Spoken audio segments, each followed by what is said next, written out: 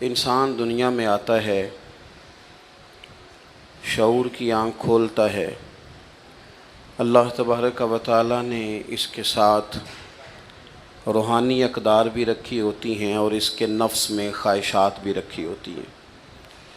حکم اسے یہ دیا گیا ہے کہ یہ اپنی نفسانی خواہشات کو تھوڑا سا کنٹرول کرے۔ جو آدمی بالکل یہ سمجھے کہ میں نے اپنی ہر خواہش کو پورا کرنا ہے، کسی چیز کا لحاظ نہیں کرنا، تو قرآن مجید نے ایسے لوگوں کے بارے میں کہا کہ اولئک کالانعام بل ہم اضل، فرمایا یہ جانور ہیں بلکہ جانوروں سے بھی آگے چلے گئے۔ جو تھوڑا سا اپنے آپ کو، اپنی کچھ خواہشات کو کنٹرول کرے، کہیں کسی جگہ اسے جھک جانا بھی آئے، کہیں کسی جگہ اسے معاف کرنا بھی آئے، تو اس نے انسانیت کی اقدار کو سمجھ لیا ہے۔ اس کے اندر کچھ نہ کچھ اخلاقی قدریں موجود ہیں۔ ہمارے جتنے بھی جھگڑے ہیں دنیا میں، اب یہ ہمارے جھگڑے اللہ رسول کے لیے تو نہیں رہ گئے،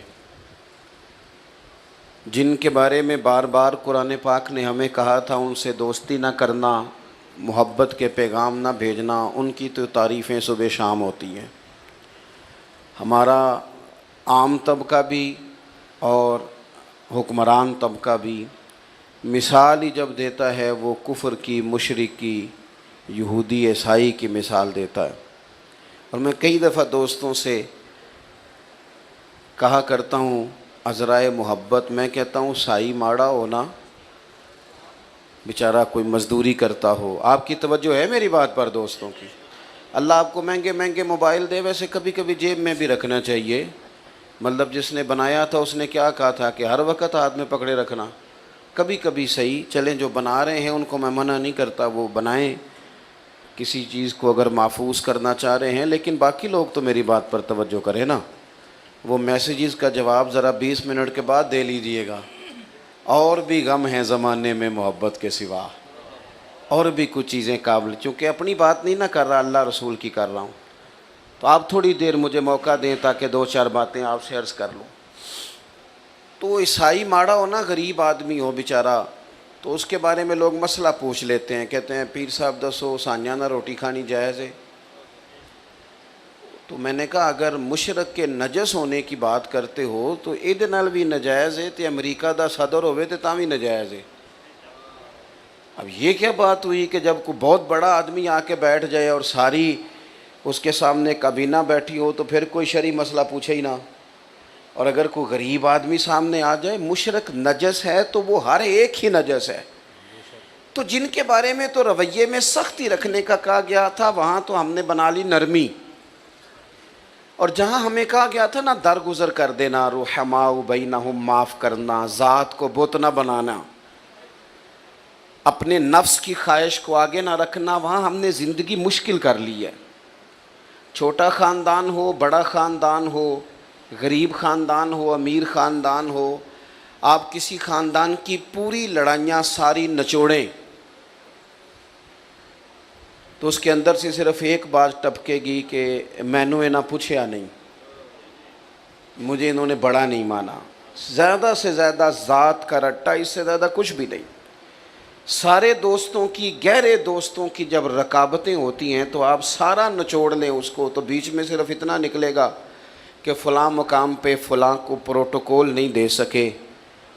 جو پروٹوکول مانگتے ہیں وہ اپنے نہیں ہوتے، جو پروٹوکول مانگتے ہیں ان کے رشتے مخلصانہ نہیں ہوتے۔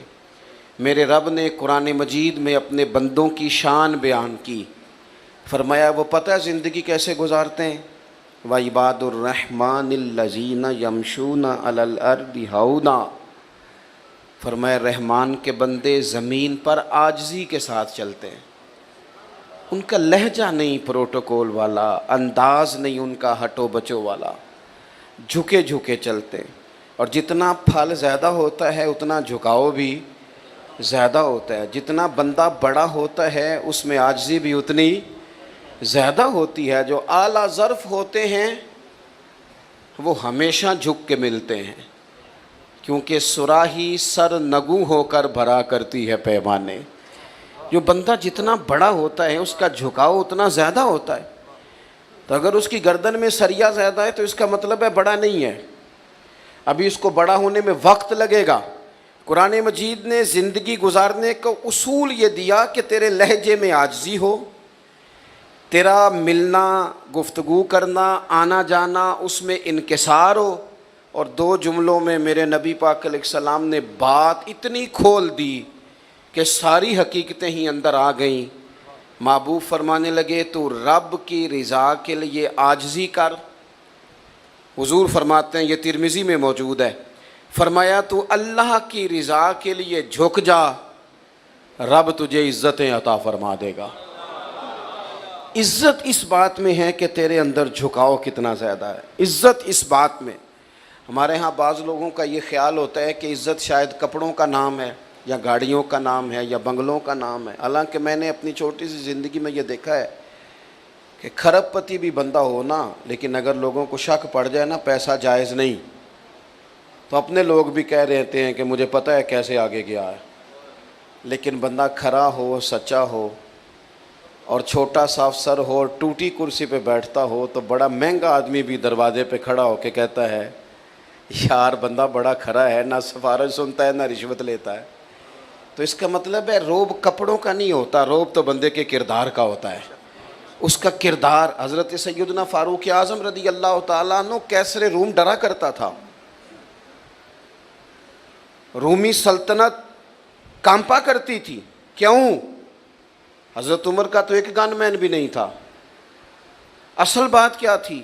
انہیں پتہ تھا کہ مزاج کچھ اور ہے, طبیعت کچھ اور ہے, انداز کچھ اور ہے, اور کوئی ظاہری دب دباؤ نہیں, بلکہ ایک دن بیٹھ کے تمام صحابہ نے مشورہ کیا, کہا جناب حد ہو گئی ہے. حضرت ابو بکر صدیق کے زمانے میں تو اسلام پر غربت تھی, اب تو اللہ نے بڑی وسعت دے دی ہے, 50 ہزار دینار صحابہ کو مال غنیمت میں ملتے ہیں اور جناب عمر کو بھی ملتے ہیں. لیکن عجیب بندہ ہے, گھر سے نکلتا ہے, مسجد سے نکلتا ہے اور گھر جانے تک سارے بانٹ دیتا ہے.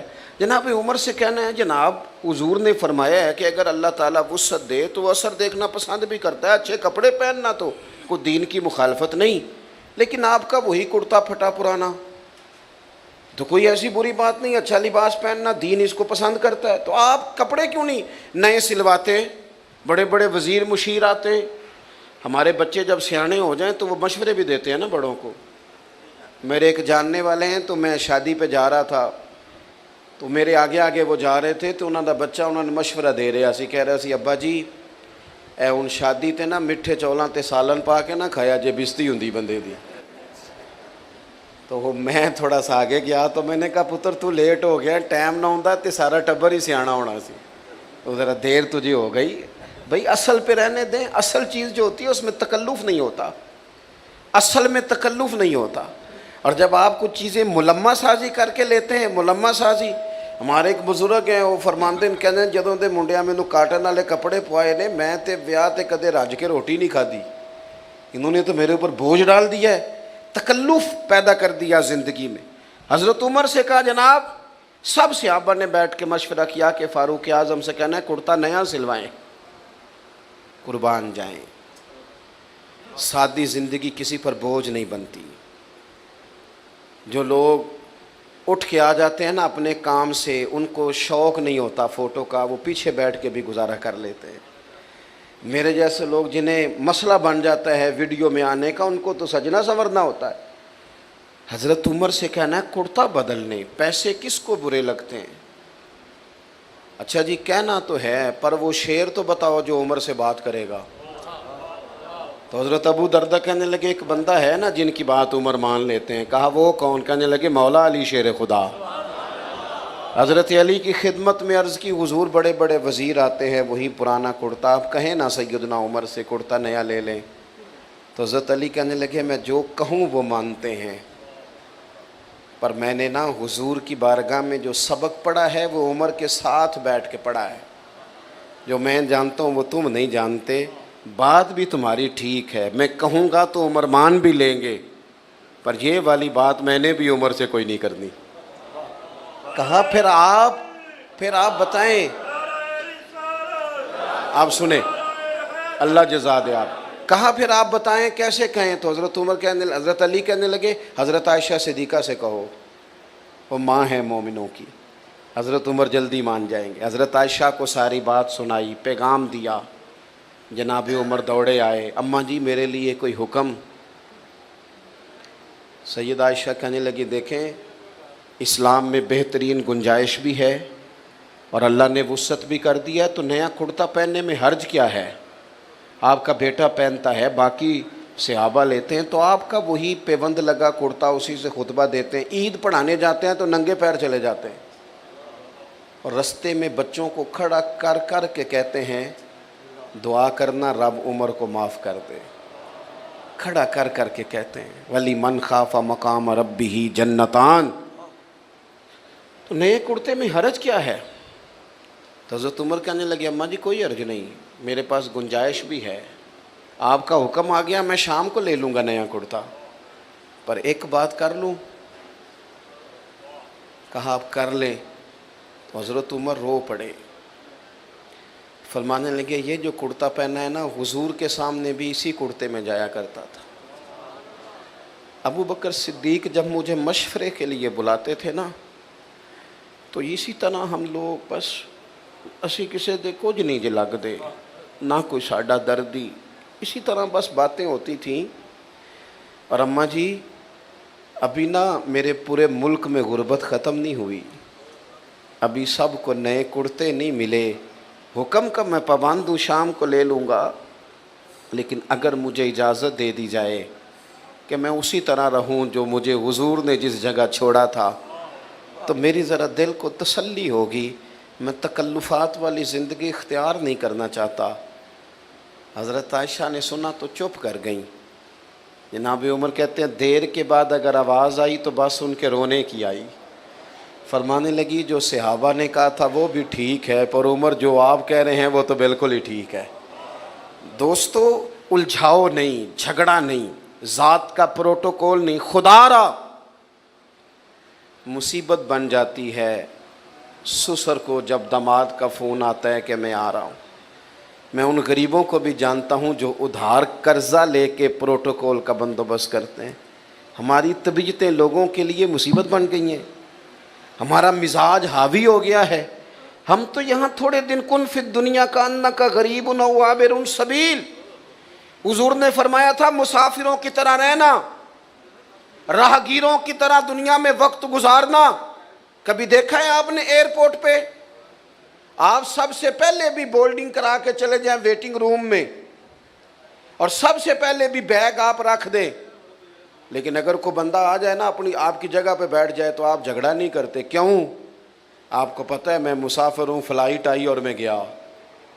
کبھی دیکھا ہے ریلوے اسٹیشن پہ لوگ کہتے ہیں یہ جگہ میں نے خریدنی ہے، یہاں روز کھڑے ہونا پڑتا ہے، پتہ ہے میں مسافر ہوں، ٹرین آئی اور میں۔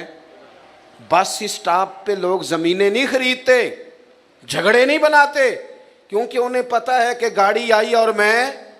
اور درویش نے کہا تھا جتن جتن تے ہر کوئی کھیڈے، اوے کدے ہارن بھی کھیڈ فقیرا، جتن دا مل کوڈی پیندا ہی ہارن دا مل ہیرا۔ کبھی بندہ ہارنا بھی سیکھ جائے، 2 قدم پیچھے بھی ہٹے، کبھی وہ کہے میں کوئی نہیں باقی سارے ہیں، یہ والی بھی تو کبھی زندگی ہونی چاہیے۔ فرمایا رحمان کے بندے عاجزی سے چلتے ہیں، وَإِذَا خَاطَبَهُمُ الْجَاهِلُونَ قَالُوا سَلَامًا، اور اگر کوئی ان سے الجھنا چاہے، بحث کرنا چاہے، لڑائی کرنا چاہے، تو رب کے بندوں کی شان یہ ہے کہ وَإِذَا خَاطَبَهُمُ الْجَاهِلُونَ قَالُوا سَلَامًا، اگر جاہل ان سے جھگڑا کریں تو وہ سلام کر کے گزر جاتے ہیں۔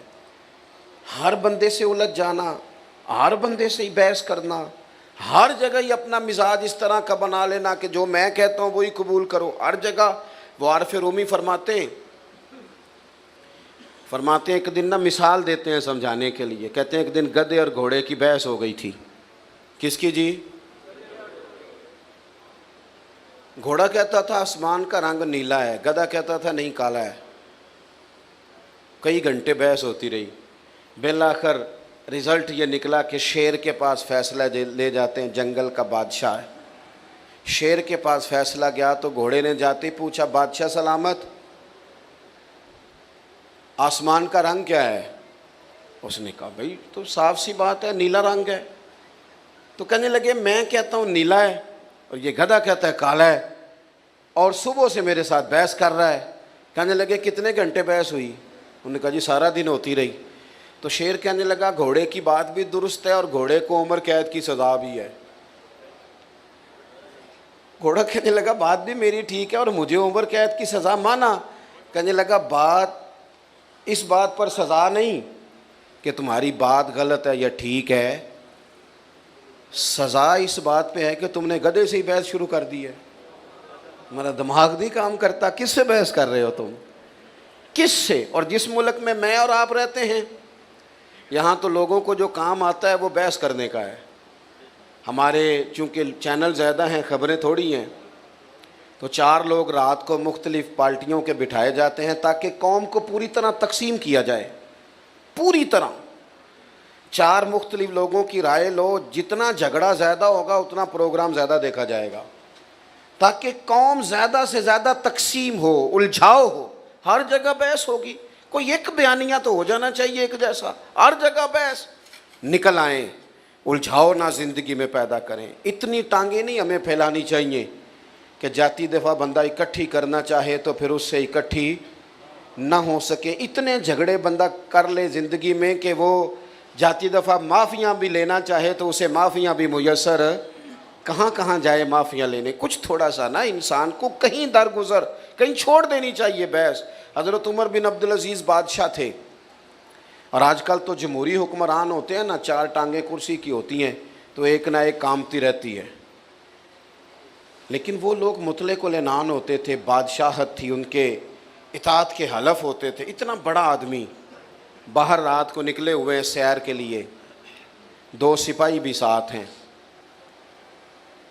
تو ایک آدمی نا کھیتوں کو پانی لگایا تو رستے میں ہی سو گیا ہے.